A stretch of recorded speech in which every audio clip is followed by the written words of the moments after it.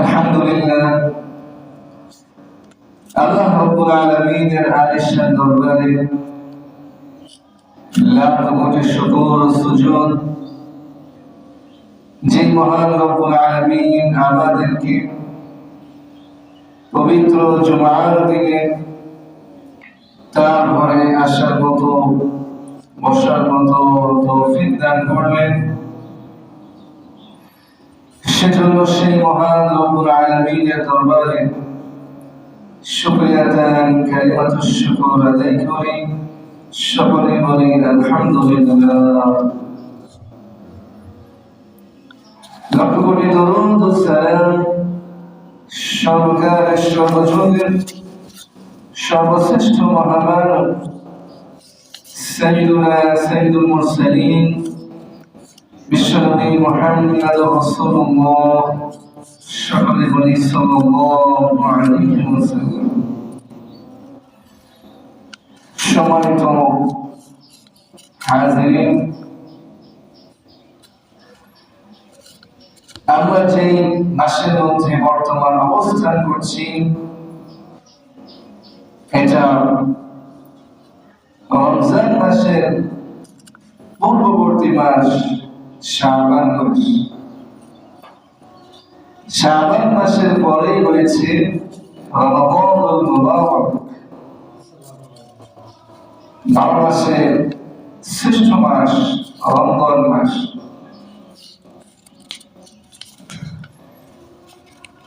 কোরআন হাদিসের দিকে যদি আমরা লক্ষ্য করে দেখি, শাবান মাসের গুরুত্ব এবং ফজিলত রয়েছে।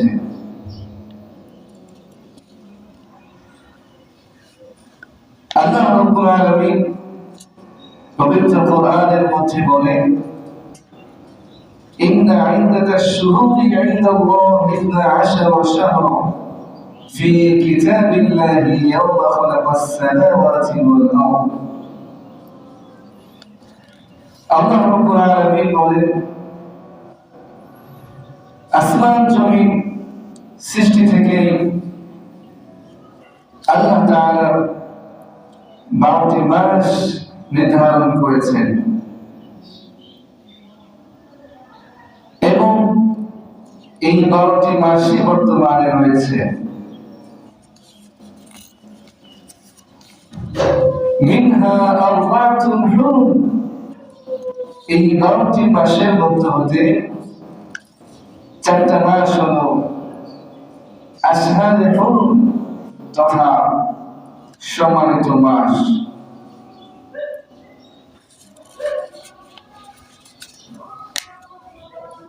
এই 4টা মাসের মধ্যে শাবান মাস হলো একটি গুরুত্বপূর্ণ মাস, কারণ এই মাসের পরেই রয়েছে রমাদানুল মুবারক।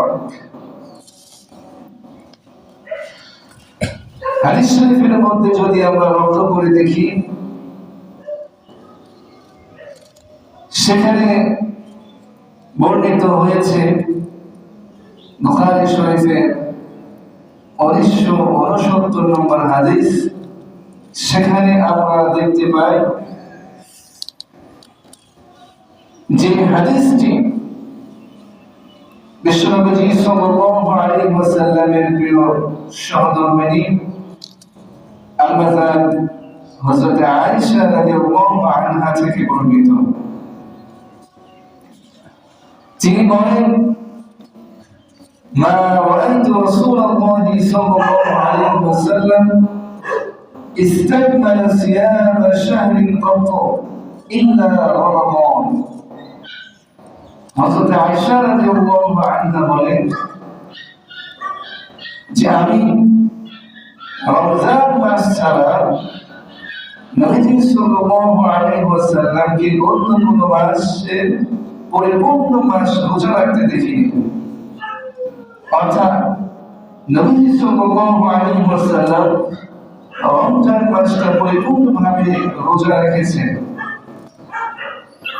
এরপরে হযরত আয়েশা রাদিয়াল্লাহু আনহা বলেন, ওয়া মা রাআইতুহু আকসারা সিয়ামান মিনহু ইল্লা ফি শাবান। হযরত আয়েশা রাদিয়াল্লাহু আনহা বলেন যে আমি নবীজি সাল্লাল্লাহু আলাইহি ওয়াসাল্লামকে রমজান মাসের পরে রমজান মাস ব্যতীত যে সকল মাসগুলো রয়েছে সেই সকল মাসগুলোর মধ্যে শাবান মাসে বেশি রোজা রাখতে দেখেছি। সুবহানাল্লাহ।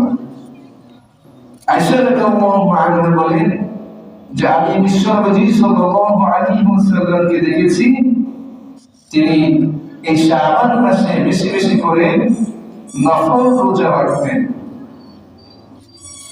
তাহলে যেই মাসে নবী সাল্লাল্লাহু আলাইহি ওয়াসাল্লাম বেশি বেশি নফল রোজা রাখতেন তাহলে সেই মাসের ফজিলত আছে না নাই? আছে। তবে আরেক বর্ণনায় এসেছে যে নবী সাল্লাল্লাহু আলাইহি ওয়াসাল্লাম পুরো শাবান মাস রোজা রাখতেন না, বরং শেষের দিকে কিছু রোজা ছেড়ে দিতেন। যদি কিছু রোজা ছাড়া না হয় তাহলে শাবান মাস আর রমজান মাসের মধ্যে পার্থক্য থাকে না। তো নবী সাল্লাল্লাহু আলাইহি ওয়াসাল্লাম শাবান মাসের শেষের দিকে কিছু রোজা ছেড়ে দিতেন, বাকি সবগুলো রোজা রাখার চেষ্টা করতেন, রোজা রাখতেন।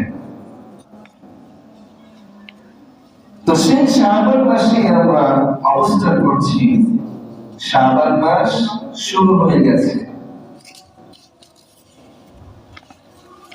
আমরা যদি আরেকটি হাদিসের দিকে লক্ষ্য করি, নাসাই শরীফের 2357 নম্বর হাদিস, সেখানে নবী সাল্লাল্লাহু আলাইহি ওয়াসাল্লামের একজন প্রিয় সাহাবী উসামা ইবনে যায়েদ, যার উপাধি হলো হিব্বু রাসূলিল্লাহ, অর্থাৎ নবী সাল্লাল্লাহু আলাইহি ওয়াসাল্লামের ভালোবাসার পাত্র। যেই ব্যক্তি রাসূলের ভালোবাসার পাত্র হয়ে যায় তার দুনিয়া আখিরাতে আর কোনো টেনশন থাকে না। উসামা ইবনে যায়েদ নবী সাল্লাল্লাহু আলাইহি ওয়াসাল্লাম তাকে অনেক ভালোবাসতেন, মহব্বত করতেন। সেই উসামা ইবনে যায়েদ থেকে একটি বর্ণিত হাদিস রয়েছে, সেখানে উসামা ইবনে যায়েদ রাদিয়াল্লাহু তাআলা আনহু বিশ্বনবী সাল্লাল্লাহু আলাইহি ওয়াসাল্লামকে প্রশ্ন করছেন, ইয়া রাসূলুল্লাহ লাম আরাকা তাসুমু শাহরান মিন আশ-শুহুরি মা তাসুমু মিন শাবান। যায়েদ রাদিয়াল্লাহু আনহু, উসামা ইবনে যায়েদ রাদিয়াল্লাহু আনহু নবী সাল্লাল্লাহু আলাইহি ওয়াসাল্লামকে প্রশ্ন করছেন, ইয়া রাসূলুল্লাহ রমজান মাস ব্যতীত শাবান মাসে আপনি যেই পরিমাণ রোজা রাখেন, যেই পরিমাণ নফল সিয়াম পালন করেন, এইরকম তো অন্য কোনো মাসে দেখি না। শাবান মাসে যেই পরিমাণ আপনি নফল রোজা রাখেন, নফল সিয়াম পালন করেন, এইরকম ভাবে অন্য কোন মাসে আপনাকে সিয়াম পালন করতে দেখি না। এইভাবে কেন রোজা রাখেন, এর কারণ কি? নবী সাল্লাল্লাহু আলাইহি ওয়াসাল্লামের কাছে উসামা ইবনে যায়েদ রাদিয়াল্লাহু আনহু জানার জন্য প্রশ্ন করলেন। সাহাবায়ে কেরাম যে প্রশ্নগুলো রাসূলকে করতেন সেই প্রশ্নগুলো আমাদের জন্য কল্যাণকর। তারা যদি প্রশ্ন করে করে না জেনে নিতেন তাহলে আমাদের জন্য সমস্যা হতো। তো সাহাবায়ে কেরামের প্রশ্ন করা এটা আমাদের জন্য কল্যাণকর। কিয়ামত পর্যন্ত যত মানুষ আসবে সকলের জন্যই কল্যাণকর। তো উসামা ইবনে যায়েদ রাদিয়াল্লাহু আনহু নবীজিকে প্রশ্ন করলেন, ইয়া রাসূলুল্লাহ শাবান মাসে আপনি যে পরিমাণ নফল সিয়াম, নফল রোজা রাখেন, অন্য মাসে তো রমজান ছাড়া অন্য মাসে তো এমন রোজা রাখতে আমরা দেখি না, কারণ কি? এর প্রেক্ষাপট কি? এর রহস্যটা কি? বিশ্বনবী সাল্লাল্লাহু আলাইহি ওয়াসাল্লাম বলেন, শুনো, এই শাবান মাস হলো এমন একটি মাস যার পরে রয়েছে রমাদানুল মুবারক, এবং এই শাবান মাসের পূর্বে রয়েছে রজব মাস। রজব মাস হলো সম্মানিত 4 মাসের একটি মাস, আর রমজান মাস হলো 12টি মাসের মধ্যে শ্রেষ্ঠ একটি মাস।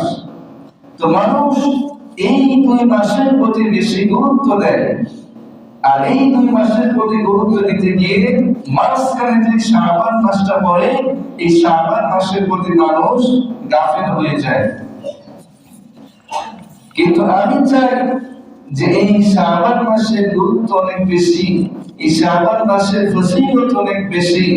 এই শাবান মাসের ফজিলত যদি কোনো উম্মত, কোনো বান্দা অর্জন করতে পারে, এই শাবান মাসের আমি যে আমলগুলো করি, আমি যে আমলগুলো বাস্তবায়ন করি, সেগুলো যদি বান্দারা তাদের জীবনে বাস্তবায়ন করতে পারে, তাহলে তাদের জন্য অনেকটা কল্যাণকর হবে।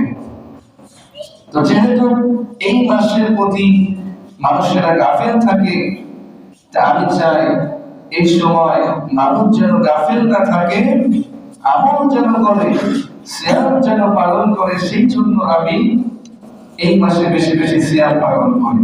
রাসূল একটা কারণ বলবেন, মূলত যে সময়টা মানুষ গাফেল থাকে, বেশিরভাগ মানুষ যে সময়টা গাফেল থাকে, ওই সময়টা যদি আল্লাহর ইবাদত করা হয়, তাহলে ওই আমলটা আল্লাহ তাআলার কাছে বেশি পছন্দনীয় হয়ে যায়। যেমন রাতের বেলা সবাই ঘুমিয়ে থাকে, কিন্তু নফল তাহাজ্জুদ নামাজ যে সময় সব মানুষ ঘুমিয়ে থাকে, কোন বান্দা যদি ওই সমস্ত মানুষ যেখানে গাফিল হয়ে ঘুমিয়ে আছে, সেখানে কিছু বান্দা যদি উঠে তাহাজ্জুদ নামাজ আদায় করে, তো সেটা আল্লাহ তাআলার কাছে অনেক পছন্দের হয়ে যায়। তো গাফিল সময় ইবাদত বন্দেগী করলে আল্লাহ তাআলা অত্যন্ত খুশি হন, রাজি হয়ে যান। তো নবী সাল্লাল্লাহু আলাইহি ওয়াসাল্লাম শাবান মাসে বেশি বেশি সিয়াম পালন করার কারণগুলোর মধ্যে হতে একটা কারণ তাকে বললেন যে এই সময় যেহেতু মানুষেরা বেশি গাফিল থাকে শাবান মাসে, সেজন্য আমি চাই এই মাসটা আমি বেশি বেশি আমল করি, এবং আল্লাহ যেন আমার উম্মত যেন এগুলো বাস্তবায়ন করে। এরপরে বিশ্বনবী 2 নম্বর কারণ বললেন, বিশ্বনবী সাল্লাল্লাহু আলাইহি ওয়াসাল্লাম বলেন, ওয়া হুয়া শাহরুন, শাবান মাস হলো এমন একটি মাস, তুরফাউ ফীহি আ'মালু ইলা রাব্বিল আলামিন। এই মাসের মধ্যে আল্লাহ রাব্বুল আলামিনের কাছে বান্দার আমলের রিপোর্ট প্রদান করা হয়। যে মাসে আমার রিপোর্টটা, আমার আমলের রিপোর্টটা আল্লাহর কাছে পেশ করা হয়, فأحب أن يرفع عملي وأنا صائم।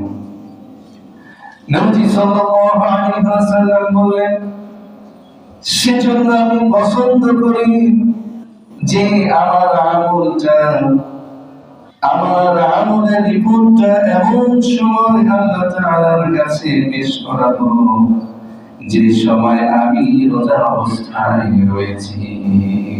সুবহানাল্লাহ। আমার আমলটা এমন সময় আল্লাহর কাছে পেশ করা হোক যে সময় আমি রোজা অবস্থায় রয়েছি। এই কথা কেন বললেন? উদাহরণস্বরূপ যদি বলা যায় যে একজন ব্যক্তি একটা কোম্পানিতে চাকরি করে, তো সেই ব্যক্তি এমন সময় খুব মনোযোগ দিয়ে কাজ করছে, আর ঠিক সেই সময় সেই চাকরিজীবীর মালিক বস এসে দেখলো সে খুব মনোযোগ দিয়ে কাজ করছে, তাহলে সেই চাকরিজীবীর প্রতি ওই মালিক খুশি হবে না? খুশি হয়ে যাবে। মাঝে মাঝে অফিসের ঊর্ধ্বতন কর্মকর্তাগণ ভিজিট করতে আসে যে কর্মচারীগণ ঠিক মতো কাজ করছে কিনা দেখতে আসে।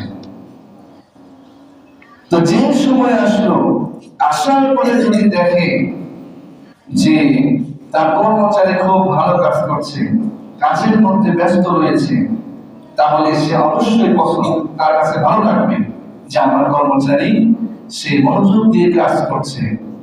তো ঠিক তেমনি ভাবে নবী সাল্লাল্লাহু আলাইহি ওয়াসাল্লাম বলেন, যে সময় বান্দার আমল, আমার আমলটা আল্লাহ তাআলার নিকটে পেশ করা হচ্ছে, কোন সময় আমি রোজা অবস্থায় থাকি, তাহলে হতে পারে যে আল্লাহ তাআলা আমার প্রতি এই রোজা রাখার কারণে, এই নফল ইবাদত করার কারণে আমার প্রতি আল্লাহ তাআলা আরো বেশি খুশি হয়ে যাবে, সন্তুষ্ট হয়ে যাবে। সুবহানাল্লাহ। নবী সাল্লাল্লাহু আলাইহি ওয়াসাল্লাম এত বেশি কেন ইবাদত করতেন? রাসূলের কি কোনো ভুল ত্রুটি আছে? কোনো ভুল ত্রুটি নাই। লিয়াগফির লাকাল্লাহু মা তাকাদ্দামা মিন যামবিকা ওয়া মা তাআখার। আগে পরে কোনখানে রাসূলের কোনো ভুল ত্রুটি নেই, এরপরেও কেন রাসূল বেশি বেশি ইবাদত করতেন? এগুলো আমাদের জন্য শিক্ষা যে রাসূল যার কোনো ভুল ত্রুটি নেই, তারপরও সে রাসূল বেশি বেশি ইবাদত করেছেন। সুতরাং আমাদের তো অনেক ভুল ত্রুটি রয়েছে, আমরা কিভাবে ইবাদত বন্দেগী থেকে বিরত থাকতে পারি? রাসূলের ইবাদত এটা আমাদের জন্য শিক্ষা। বান্দার আমলের রিপোর্ট আল্লাহ তাআলার কাছে তিন ভাবে পেশ করা হয়। কয়ভাবে? তিন ভাবে পেশ করা হয়। একটা হলো প্রতিদিনের আমলের রিপোর্ট আল্লাহ তাআলার কাছে পেশ করা হয়। দুই নম্বরে সাপ্তাহিক রিপোর্ট পেশ করা হয়। তিন নম্বরে বাৎসরিক রিপোর্ট পেশ করা হয়। আল্লাহ রাব্বুল আলামিন ফেরেশতা নিযুক্ত করে রেখেছেন। একদল ফেরেশতা সকালে আসে, আবার সন্ধ্যায় চলে যায়। আবার সন্ধ্যায় একদল ফেরেশতা আসে, আবার সকালবেলা চলে যায়। প্রতিদিন দুই দল ফেরেশতা জমিনে আসা যাওয়া করে, বান্দার আমলের রিপোর্ট নিয়ে যায়, আল্লাহ তাআলার কাছে পেশ করে। এইভাবে প্রতিদিন বান্দার আমল এইভাবে আল্লাহ তাআলার কাছে পেশ করা হয়। আমি আপনি ভালো কাজ করি অথবা মন্দ কাজ করি, সবগুলোই লিপিবদ্ধ করা হয়, সবগুলোই ফেরেশতা সংরক্ষণ করে থাকে এবং প্রতিদিন দুই বেলা আল্লাহ তাআলার কাছে সেই আমলের রিপোর্ট পেশ করা হয়। এই জন্য হাদিসে কুদসির মধ্যে এসেছে, আল্লাহ রাব্বুল আলামিন হাদিসে কুদসির মধ্যে বলেন, ইন্নাল্লাহ তাআলা ইয়াবসুতু ইয়াদাহু বিল-লাইলি লিয়াতুবা মুসিউন নাহার। আল্লাহ রাব্বুল আলামিন রাতের বেলায় বান্দাদেরকে তার কুদরতি হাত দিয়ে ইশারা করে রাখেন। যেই বান্দা দিনের বেলায় গুনার কাজ করেছে, অপরাধ করেছে, পাপ করেছে, আল্লাহ রাব্বুল আলামিন তাদের দিকে কুদরতি হাত বাড়িয়ে ডাকতে থাকে আর বলতে থাকে, লিয়াতুবা মুসিউন নাহার। বান্দা, তুমি দিনের বেলায় যেই বড় আমল করেছো, যেই মন্দ কাজ করেছো, গুনাহের কাজ করেছো, পাপের কাজ করেছো, সেই কাজগুলোর জন্য তুমি আমার কাছে তওবা করো, আমার কাছে মাপ চেয়ে নাও, ক্ষমা চেয়ে নাও। আমি আল্লাহ রাব্বুল আলামিন তোমার সমস্ত গুনাহগুলোকে মাফ করে দেব। এইরকম ভাবে ওয়ায়াবসুতু ইয়াদাহু বিন-নাহার, আল্লাহ রাব্বুল আলামিন দিনের বেলা তো এইভাবে বান্দার দিকে তার কুদরতি হাত বাড়িয়ে দিয়ে ডাকতে থাকি, আমার বান্দারা রাতের বেলা তোমরা যে পাপ কাজ করেছো, যে গুনাহ কাজ করেছো, যে মন্দ কাজ করেছো, সেই কাজগুলো যদি মাফ পেতে চাও, সেই মন্দ কাজের সেই পাপে যদি ক্ষমা পেতে চাও, তাহলে আমি আল্লাহ তাআলা রেডি হয়েছি।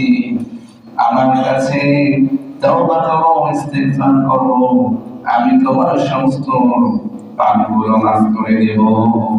সুবহানাল্লাহ। আল্লাহ এইভাবে ডাকতে থাকেন যাতে আমার বান্দা তওবা করে ফিরে আসে, গুনাহগুলো মাফ করে নিতে পারে। এরপরে আল্লাহ রাব্বুল আলামিনের কাছে ফেরেশতাগণ সাপ্তাহিক আমলের রিপোর্ট পেশ করেন, সেটা হলো বৃহস্পতিবার। এবার বৃহস্পতিবার নবী সাল্লাল্লাহু আলাইহি ওয়াসাল্লাম এই দিনে নিয়মিত রোজা রাখতেন। প্রতি সপ্তাহে সোমবার এবং বৃহস্পতিবার নবীজি রোজা রাখতেন। কেন রাখতেন? সোমবারের বিষয়ে নবীজি বলেন যে এই দিনে আমি জন্মগ্রহণ করেছি, সেজন্য আমি এই দিনে রোজা রাখি। আর আমরা কি করি? জন্মদিনে আমরা আরো বেশি বেশি করে খাই, বড় বড় কেক কাটি, ভালো ভালো রান্না করে বেশি বেশি করে খায়। অথচ নবীজি এই দিনে রোজা রেখেছেন। নবীজির সুন্নাহ কি আর আমাদের আমল কি? নবী সাল্লাল্লাহু আলাইহি ওয়াসাল্লাম বৃহস্পতিবারে রোজা রাখতেন, কারণ এই দিনে সাপ্তাহিক আমলের রিপোর্ট আল্লাহ তাআলার কাছে পেশ করা হয়। আর শাবান মাসে নবী বেশি বেশি রোজা রাখতেন, কারণ কি? কারণ এই শাবান মাসে আল্লাহ তাআলার কাছে বান্দার বাৎসরিক আমলের রিপোর্টটা প্রদান করা হয়। আমাদের রাসূলের সুন্নাহ হলো আমাদের এই বাৎসরিক যেই মাসে আমার আমল রিপোর্টটা আল্লাহ তাআলার কাছে পেশ করা হচ্ছে, সেটা হলো শাবান মাস। আর এই শাবান মাসে আমাদের বেশি বেশি করে নফল রোজা রাখা উচিত। তাহলে আপনি যেই সময় রোজা অবস্থায় আছেন আর ওই সময় আপনার আমল আল্লাহ তাআলার কাছে পেশ করা হচ্ছে, হতে পারে আল্লাহ তাআলা আপনার প্রতি খুশি হয়ে, সন্তুষ্ট হয়ে আপনার আমলগুলোকে কবুল করে নেবেন এবং গুনাহগুলো মাফ করে দেবেন। এই জন্য আমাদের বেশি বেশি করে শাবান মাসে বেশি রোজা রাখা দরকার। এই শাবান মাসে মা বোনদের জন্য স্পেশাল একটা আমল রয়েছে। মা বোনদের জন্য, মা বোনদের যে প্রতি মাসে যে সময় যে বিধানটা থাকে, নামাজ না পড়া, রোজা না রাখা, সেইগুলো সেই রোজাগুলো কাফার করার জন্য শাবান মাস হলো একটা গুরুত্বপূর্ণ সময়। কারণ হাদিসের মধ্যে এসেছে, নাসাই শরীফের হাদিস 2319 নম্বর হাদিস, সেখানে হযরত আয়েশা রাদিয়াল্লাহু আনহা বলেন, ইন কানা লা ইয়াকুনু আলাইয়া সিয়াম মিন রমাদান ফামা আতবিহি হাত্তা ইয়াজিআ শাবান। হযরত আয়েশা রাদিয়াল্লাহু আনহা বলেন যে রমজান মাসে আমাদের যে ভারতীয় রোজাগুলো থাকতো, শরঈ কারণে আমরা যে রোজাগুলো রাখতে পারতাম না, সেগুলো আমরা শাবান মাস আসলে সেগুলো কাজা করে নিতাম, আদায় করে নিতাম। তাহলে মা বোনদের জন্য একটা স্পেশাল বিশেষ আমল হলো, গত রমজানে আপনার যে রোজাগুলো আপনি রাখতে পারেন না শরঈ কারণে, সেই রোজাগুলো আদায় করে নেওয়া, সেই রোজাগুলো কাজা করে নেওয়ার জন্য এই শাবান মাসটা হলো গুরুত্বপূর্ণ মাস। আমাদের জন্য এই শাবান মাসে সিয়াম পালন করা, রোজা রাখা গুরুত্বপূর্ণ। কারণ এই মাসে যদি আমরা একটু অভ্যাস করি, তাহলে রমজানে রোজা রাখতে আমাদের কোনো সমস্যা হবে না। দেখা যায় 1 বছর পরে প্রথম দিন যখন রোজা রাখে, রমজান মাসের প্রথম দিন, তখন অনেকেই ক্লান্ত হয়ে পড়ে, দুর্বল হয়ে পড়ে, কারণ অভ্যাস নেই। তো এই শাবান মাসে যদি আমরা একটা অভ্যাস করি, তাহলে এই সমস্যাটা আমাদের হবে না। তো এই জন্য আমাদের এই মাসে একটা গুরুত্বপূর্ণ আমল হলো নফল রোজা রাখা। সব দিন রাখতে না পারলে সামর্থ্য অনুযায়ী সপ্তাহে 2 দিন রাখতে পারি আমরা, সোমবার এবং বৃহস্পতিবার। এতে শাবান মাসের ফজিলতটাও আসবে, সাথে সাথে রাসূল যে সপ্তাহে 2টা রোজা রাখতেন সেটা সুন্নাহ আদায় হয়ে যাবে। এরপরে মাসের মাঝে যে আইয়ামে বিজ 3 দিনের রোজা আছে সেগুলো আমরা রাখতে পারি, তাহলে একটু আমাদের অভ্যাস হয়ে যায়। এগুলো ছাড়া 1-2টা হলেও আমরা এই মাসে নফল রোজা রাখার চেষ্টা করব। এরপরে এই মাসে আমরা আরেকটা যে আমল করতে পারি তা হলো কোরআন তেলাওয়াত করা। যারা তেলাওয়াত পারি এখন থেকে কোরআন তেলাওয়াত শুরু করা, কারণ এই মাসের পরে রয়েছে রমজান মাস, যেই মাসে আল্লাহ তাআলা কোরআন নাযিল করেছেন। তো সেজন্য রমজান মাসের সম্মানার্থে আমরা এই মাসে কোরআন তেলাওয়াত করা শুরু করতে পারি। যারা তেলাওয়াত করতে পারি না আমরা শেখা শুরু করতে পারি। আমরা যদি চেষ্টা করি যে কোরআন তেলাওয়াত শিখবো, রমজান মাসে প্রতিটি হরফের বিনিময়ে 70 গুণ বেশি সওয়াব অর্জন করব প্রতিটি হরফের বিনিময়ে, তাহলে আমরা এখন থেকে শেখার জন্য চেষ্টা করতে পারি। এবং আমরা যারা তেলাওয়াত করতে পারি না, আমাদের সকলের কাছে স্মার্টফোন রয়েছে, আমরা সেখানে একটু তেলাওয়াত শ্রবণ করতে পারি। এটাও আমাদের জন্য একটা ভালো কাজ হবে।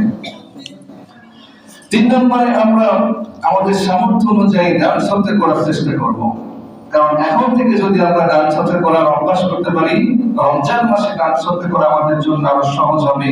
আর রমজান মাসে একটা নফল ইবাদত ফরজ সমতুল্য হয়ে যায়। সুতরাং সেই সম্মানের সেই মাসের প্রস্তুতি হিসাবে এই মাসে আমরা কিছু কিছু করে মসজিদ, মাদ্রাসা, অসহায় দুস্থ গরিব মানুষকে দান শব্দ করার অভ্যাস করতে পারি। 3 নম্বর আমরা বেশি বেশি করে ইস্তেগফার করতে পারি, বেশি বেশি করে। অর্থাৎ যত নফল ইবাদত রয়েছে সমস্ত নফল ইবাদতগুলো আমরা এই মাস থেকে করার চেষ্টা করতে পারি, কারণ নফলকে আমরা হয়তো বেশি গুরুত্ব দেই না, কিন্তু কিয়ামতের ময়দানে এই নফল আমার আপনার একটা নাজাতের মাধ্যম হয়ে যাবে। দেখেন হাদিস শরীফের মধ্যে এসেছে কিয়ামতের দিন সর্বপ্রথম বান্দা নামাজের হিসাব দেওয়া হবে।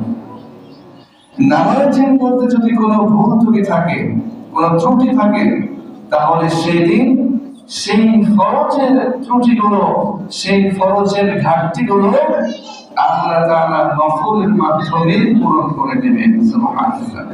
হাদিস শরীফের মধ্যে এসেছে যে নামাজে যখন হিসাব নেওয়া হবে, যখন ঘাটতি দেখা যাবে, ত্রুটি দেখা যাবে, তখন আল্লাহ তাআলা ফেরেশতাদেরকে বলবেন যে উনজুরু, দেখো, হাদে আব্দি মিন তাতাউই, আমার বান্দার কোনো নফল ইবাদত আছে কিনা।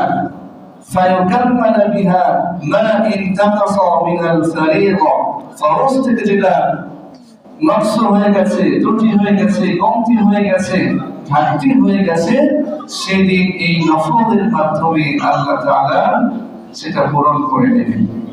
এজন্য আমরা এখন থেকে বেশি বেশি নফল ইবাদত করা শুরু করতে পারি। নফল ইবাদত শুধু রোজা নয়, নফল নামাজ রয়েছে, নফল সিয়াম রয়েছে, বেশি বেশি জিকির আজকার রয়েছে, তাসবিহ তাহলিল রয়েছে, আমরা এইগুলো করতে পারি। দান রয়েছে, ভালো কথাও একটা সদকা, মানুষকে ভালো কথা বলা এটাও সদকা। কওলুন মারুফুন সাদাকা, ভালো কথা বলা, মানুষকে ভালো কথা বলা এটাও সদকা। আমরা কমপক্ষে মানুষকে ভালো কথা তো অবশ্যই বলতে পারি। নবী সাল্লাল্লাহু আলাইহি ওয়াসাল্লাম বলেন যে বাদিরু বিল আমালি, তোমরা আমলের দিকে বেশি বেশি অগ্রসর হও। কেন বলেছেন? ফিতানান কাফিতাইল লাইলি মুসলিমিন, নবীজি বলেন যে এমন একটা সময় আসবে, যে সময় জসবির সুতা কেটে দিলে যেভাবে দানাগুলো পড়তে থাকে, এইরকম ভাবে একটা সময় আমার উম্মতের উপরে, সেই জামানার মানুষের উপরে এরকম ভাবে ফিতনা আসতেই থাকবে, আসতেই থাকবে। তো নবীজি বলেন সেই অন্ধকারাচ্ছন্ন ফিতনা আসার পূর্বে তোমরা বেশি বেশি করে আমল করা শুরু করে দাও। কেন? কারণ ওই সময় যখন আসবে তখন ইসবিহুর রাজুলু মুমিনান, মানুষরা তখন সকাল করবে মুমিন অবস্থায়, ওয়া ইউমসি কাফিরান, আর সন্ধ্যা করবে কাফের অবস্থায়।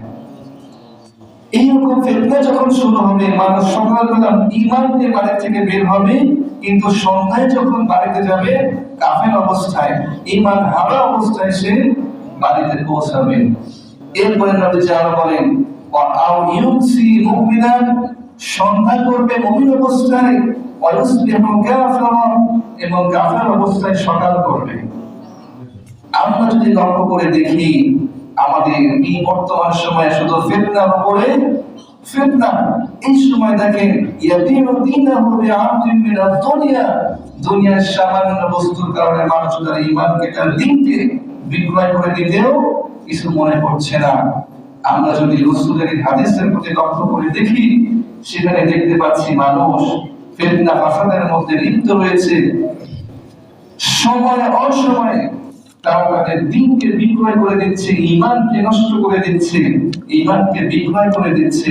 রাসূলের যে ভবিষ্যৎবাণী, রাসূলের যে হাদিস, হয়তো আমাদের এই জামানার দিকে লক্ষ্য করেই রাসূল বলেছেন।